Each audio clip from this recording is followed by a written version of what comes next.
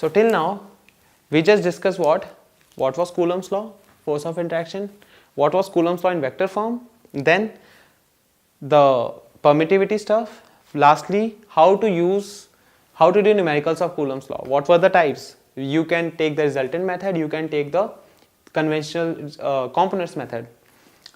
So coming to the last topic, this is nothing new. I'm giving you the way and the process how to solve numericals.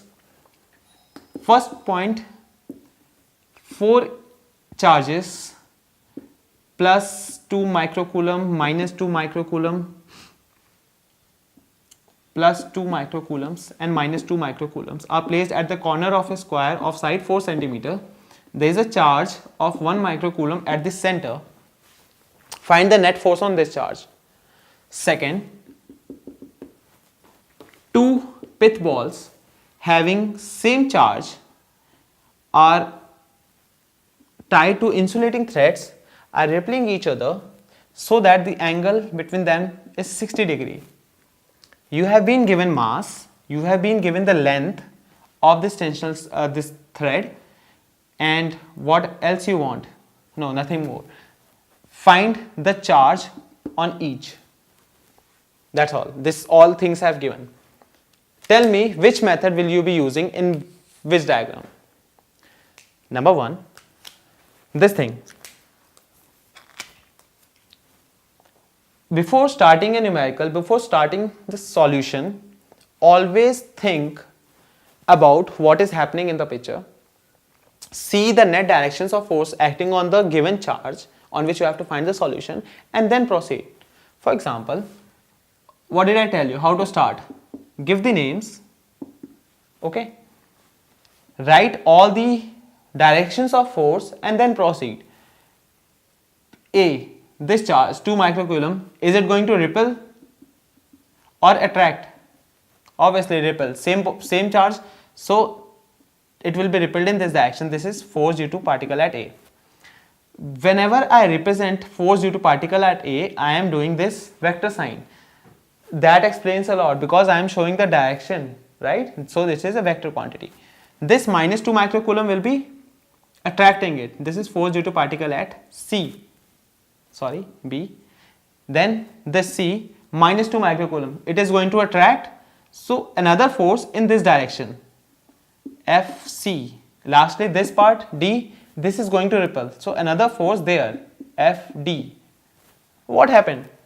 There are 2 forces which are acting on this side and 2 forces which are acting on that side, and ultimately the net angle between them is 90 degrees.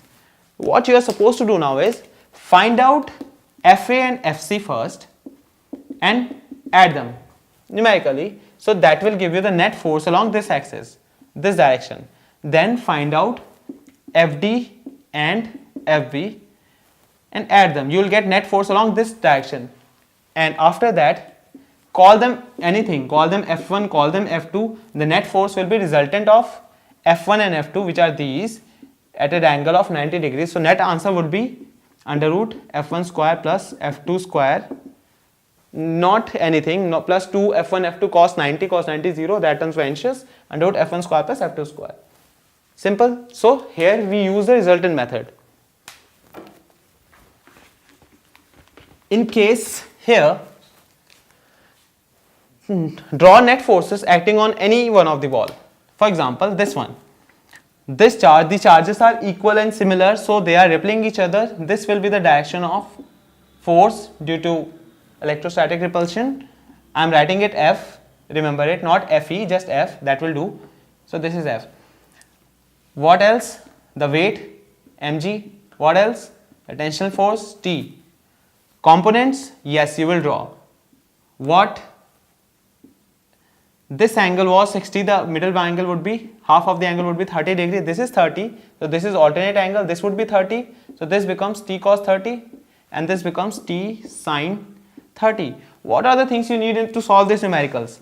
F is equal to T sin 30. The numerical was about find the charge. You have been given mass and length. Let it be anything, 20 grams, 30 grams, length is 10 centimeter.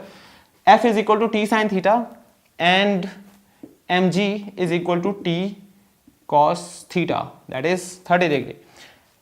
I gave you m, you have g, so you know cos theta, that means you can find out t. Once you have t, put it there. F is what? 1 upon 4 pi epsilon naught q1 q2 upon r square. You already know this value. Q1 into q2, they are equal and similar, that will become q square, q into q. Distance between these two charges, we have already given you the length, this length. So using trigonometry, this is 30 degree, this is 60 degree. Excuse me. Then this length would be, the distance would be what? You have the length, use this right triangle. Cos 60 base upon hypotenuse, you will get this, multiplied by 2, you will get the whole length, that is the r. Now you have all the quantities which you require to solve this numerical. You already had t and you can solve it. So here we use the method of components, there we use the method of resultant. How to solve anything depends on you.